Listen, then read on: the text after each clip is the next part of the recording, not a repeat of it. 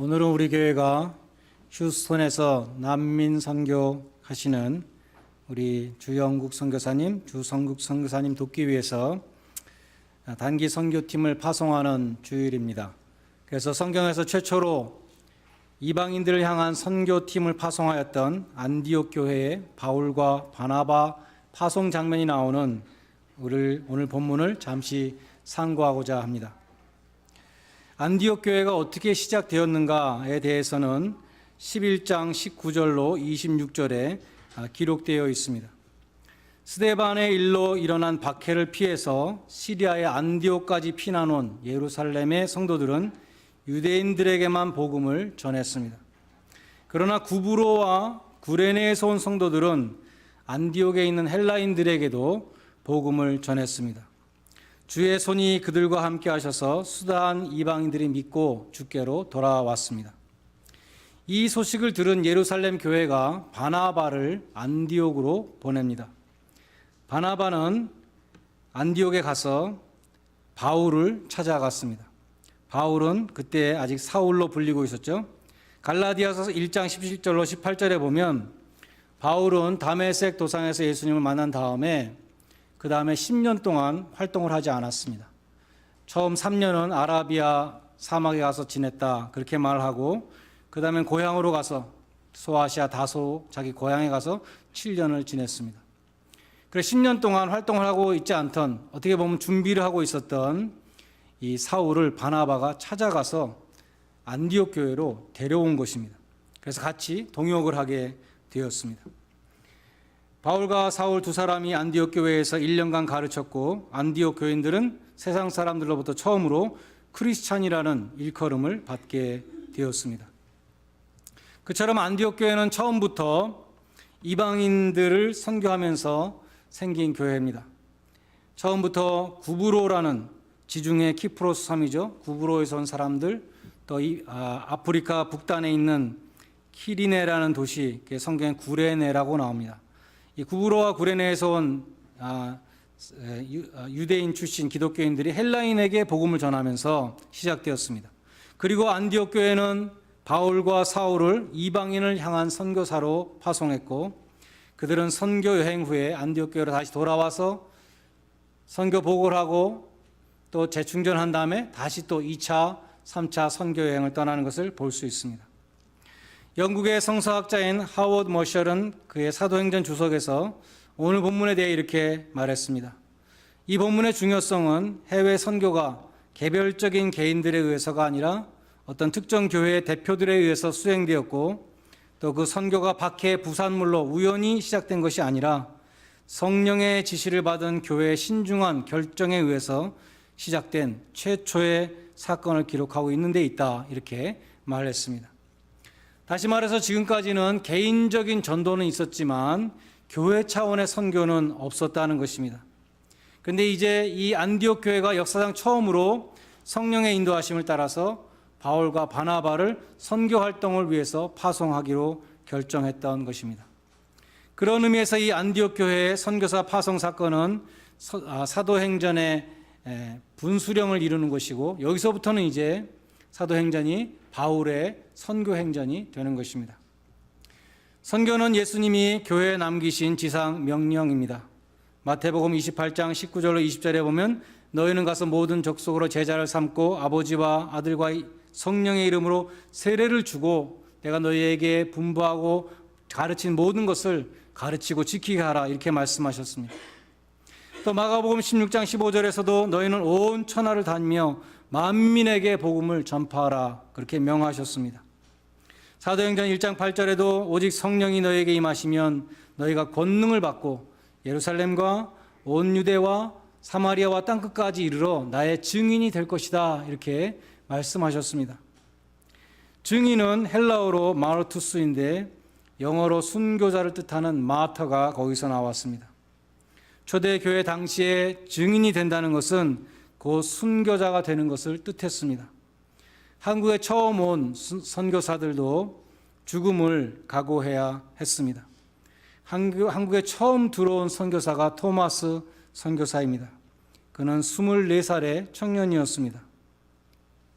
1866년에 중국에서 선교를 하다가 영국에 있는 본국에 있는 부인이 죽었다는 소식을 들었습니다.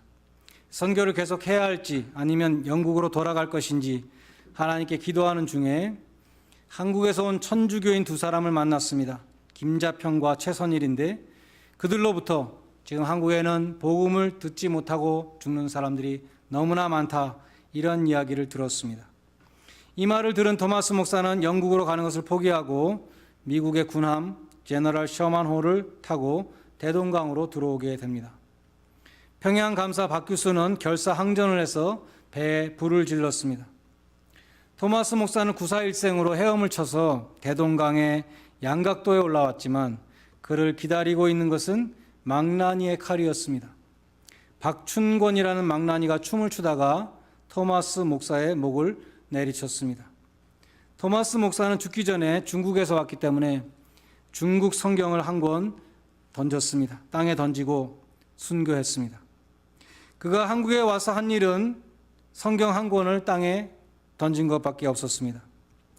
아무도 거들떠보지 않았던 그 성경책을 최지랑이라는 아이가 집어다가 자기 집에 가져가서 한 장씩 찢어서 벽지로 발랐다고 합니다. 나중에 그 집이 여관을 하게 됐는데 사무엘 모펫 선교사가 거기 묵으면서 벽에 가득 붙어 있는 그 중국 성경책을 보면서 여관 주인 최지랑에게 물었습니다. 이게 뭐냐? 어디서 났느냐? 최지랑이 대답하기를 내가 어렸을 때 대동강에 갔다가 목 잘려 죽은 서양 사람이 집어 던진 것을 주워다가 벽지로 발랐습니다. 이렇게 말했습니다.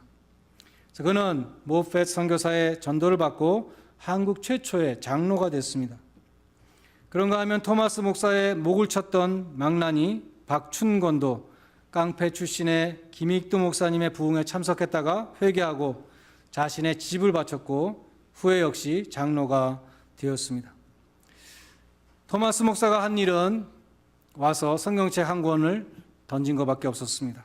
그러나 땅에 떨어져 죽은 한 알의 밀알이 많은 열매를 맺는다 하신 그 예수님 말씀처럼 그의 죽음은 많은 열매를 맺게 되었던 것입니다. 오늘 본문 2절에 보면 안디옥 교회 지도자들은 섬겨 금식하였다.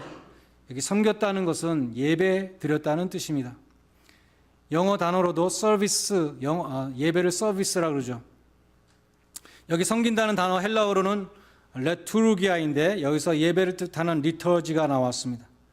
그들은 모여서 예배하며 금식하며 기도하는 지도자들이었습니다. 살아있는 예배는 하나님의 음성을 듣게 합니다. 그들도 예배하는 가운데 바나바와 사울을 따로 세우라 하는 성령의 음성을 듣게 되었습니다. 이사야가 언제 소명을 받았습니까? 이사야도 역시 성전에 들어가서 기도할 때에 소명을 받았습니다. 내가 누구를 보내며 누가 우리를 위하여 갈 것인가? 성전에서 들리는 그 하나님의 음성에 이사야는 지체 없이 응답했습니다. 내가 여기 있습니다. 나를 보내소서. 성경에 정반대의 대답도 나오는데 모세의 대답이었습니다. 하나님 모세 보고 처음에 출애굽을 해서 나의 백성을 끌어내라 그렇게 부르셨을 때 모세는 보낼 만한 사람을 보내소서, 저는 못 가겠습니다, 이렇게 대답했습니다. 여러분은 어떻게 응답하시겠습니까? 1886년 4월 10일 부활주일에 장로교 선교사 언더우드와 감리교 선교사 아펜젤러가 한국에 들어옴으로써 개신교 선교가 본격적으로 시작되었습니다. 원래 언더우드는 인도 선교사로 가려고 훈련을 받고 있었다고 합니다. 어느 날 선교 보고하는 모임에 갔었는데 누군가 조선에 대해서 보고를 했습니다. 대원군의 세국 정책으로 아직 선교사가 들어가지 못하는 어둠에 쌓여있는 나라라, 그런 보고를 들었습니다. 언더우드는 속으로 기도했습니다. 주여, 저 조선에 좋은 사람을 보내주시옵소서. 보낼 만한 자를 보내소서. 그렇게 기도했습니다.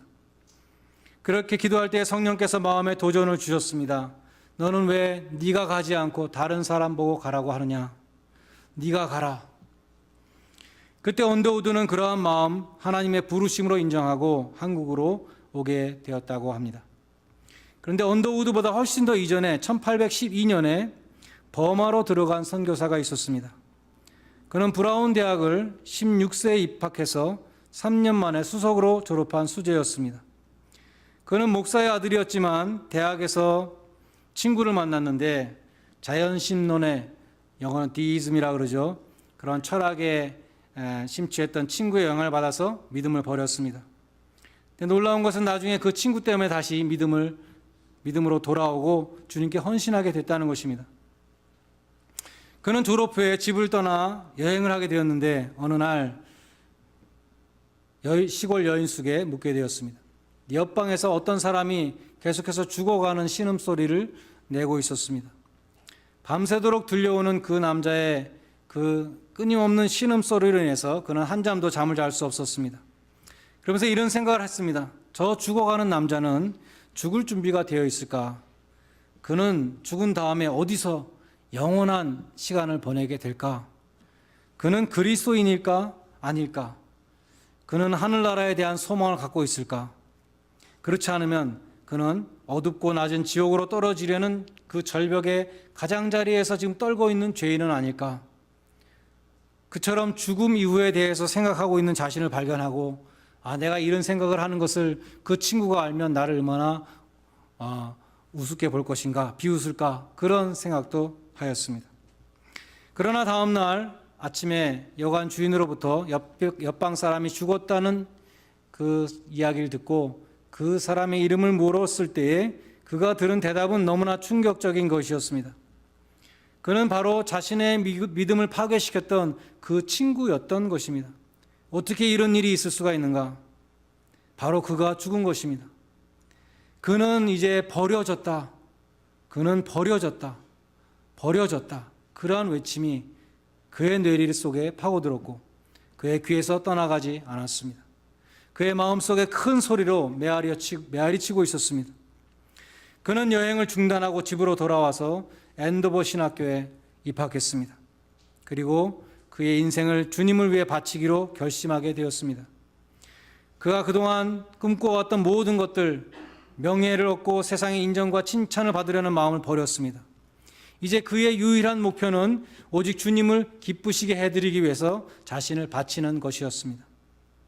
하나님께 증인으로 헌신하고 1812년 결혼한 지 12일 만에 아내와 함께 버마 선교사로 떠났습니다. 6년 만에 한 사람의 개종자를 얻었고 14년 만에 아내가 죽었으며 38년 만에 버마 말로 성경을 출판했습니다. 그가 바로 버마 선교의 아버지로 불리는 아도니람 저슨이라는 사람입니다. 오늘도 주님은 그처럼 충성스러운 증인을 찾고 계십니다. 3년 전쯤에 수요예배에 난민 사역하시는 이 주영국 선교사님 네 분이 오셔서 사역을 소개해 주셨습니다. 이 주영국 선교사님과 주성숙 선교사님은 우리 교회에서 2년 동안 우리 교회를 잘 섬겨주신 분입니다. 원래 연변 과기대에서 선교사로 가르치면서 선교사로 계셨는데 로드아일랜드 병원에 있는 따님이, 의사로 있는 따님이 쌍둥이를 낳아서 그 쌍둥이를 봐주시기 위해서 2년 동안 와 계셨습니다. 그리고 새로운 선교지를 찾아서 휴스턴에 있는 난민 사역을 하시게 된 것입니다. 그분이 말씀하시기를 이제는 땅끝에 민족들이 미국으로 오고 있다, 그런 말씀했습니다. 땅끝까지 이르러 내 증인이 되라 그랬는데 지금 땅끝에 우리가 상상도 하지 못했던 이상한 나라의 땅끝에 있는 그 난민들이 미국을 와서 그 난민촌에 다 있다는 것이죠.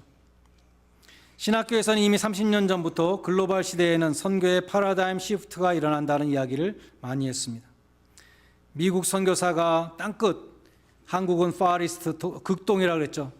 동쪽 끝에 있는 그 파리스트까지 가서 한국을 찾아가야 했던 그러한 시절과 지금 얼마나 다릅니까? 이제는 한국 사람들이 미국 예배당을 사고 들어와서 이렇게 예배를 드리는 그러한 시대가 되었습니다. 뿐만 아니라 중국으로, 인도로, 아라비아로, 아프리카로 가기 전에 그 사람들이 다 지금 우리 옆에 와 있는 시대가 된 것입니다. 우리 곁에 와 있는 이 세계 각국의 난민들을 향한 마음을 가지고 그들을 향한 마음을 품고 우리 단기 선교팀이 오늘 파송을 받게 되었습니다. 주여 내가 여기 있사오니 나를 보내소서, 그렇게 응답한 사람들입니다. 하나님이 단기 선교팀의 사역에 동행하시고 크신 은총을 내려주시기를 기원합니다. 비록 겨자씨와 같이 작은 복음의 씨를 뿌리고 그 아이들에게 작은 사랑을 주고 온다 할지라도 그 안에 참 생명이 있어서 하나님의 은혜와 능력 가운데 크게 자라게 하시며 풍성한 열매를 맺게 하시는 역사가 있을 줄로 믿습니다. 같이 못 가시는 우리 많은 교우님들도 기도와 물질로 후원하는 그러한 보내는 선교사가 다 되시기를 바랍니다. 이번에 헌신한 청년들은 자신의 시간을 바쳤고 또 비행기 값은 자기 자신들이 내죠. 자기의 물질도 바쳤습니다. 자신의 은사와 재능 또 이들이 흘리는 모든 땀 그것이 헛되지 않을 것입니다. 이들이 전하는 복음도 반드시 열매를 맺을 것입니다. 이들의 믿음과 헌신을 하나님이 기뻐 받으시고 귀히 사용해 주실 줄로 믿습니다. 오직 하나님께만 영광이 되며 우리 선교팀 한 사람 한 사람에게 큰 은혜의 시간이 되는 그러한 선교 일정이 되기를 주님의 이름으로 간절히 축원드립니다. 기도하시겠습니다.